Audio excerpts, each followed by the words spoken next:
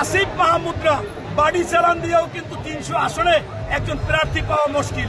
এখন ওরা দেখছে ঢাকায় তো জনগণ আমরা শোডাউন টোডাউন দিই, লোক ভাড়া আনি, ভাড়া আনলেও যদিও সেই লোকের জিজ্ঞাসা করলে বলে কোথায় আসছেন, বিএনপির প্রোগ্রাম আসছে, কোথায় আসছেন, খালেদা জিয়ার প্রোগ্রাম আসছে, কোথায় আসছেন, তারেক রহমানের প্রোগ্রামে। এখনো ওদের নাম মুখস্থ করে নাই, কিন্তু চিন্তা করতেছে যে ঢাকায় তাদের পপুলারিটি আছে।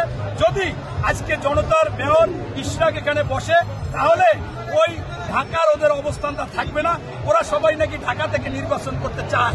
এখন সেইটা একটা সমস্যা। এরকম যে সমস্যাগুলোর কারণেই মূলত ইশরাককে বসতে দিতে চায় না।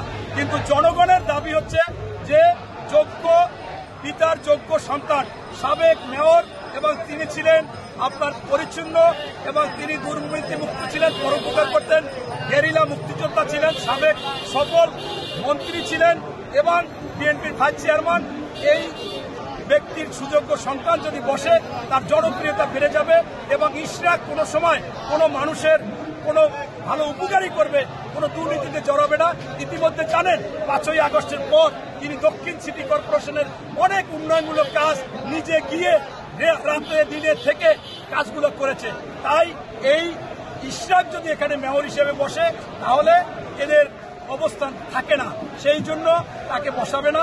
আর একটা হচ্ছে যে তিনি বিএনপি পরিবারের, এই জন্য বিএনপির বিরুদ্ধে গভীর ষড়যন্ত্র এই সরকার এবং এই সরকারের মন্ত্রী এবং তাদের পৃষ্ঠপোষকতায় যে দল হয়েছে এনসিপি, এবং তাদের সাথে স্বাধীনতা যুদ্ধে যারা যুদ্ধের পক্ষেই ছিল না তাদের নাকি বাংলাদেশ হাস্যকার।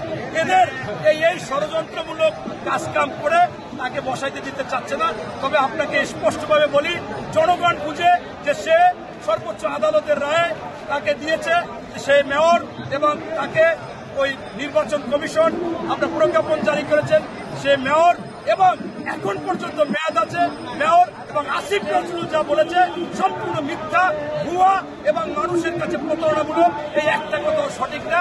তাই আমরা মনে করি যে আমাদের এখানে এই দক্ষিণ সিটি কর্পোরেশনের যে সমস্ত লোকজন আছেন তারা অবশ্যই এই ইশরাককে না বসাবার পর্যন্ত, না শপথ নেওয়ার পর্যন্ত এই রাজপথ ছাড়া। ধন্যবাদ।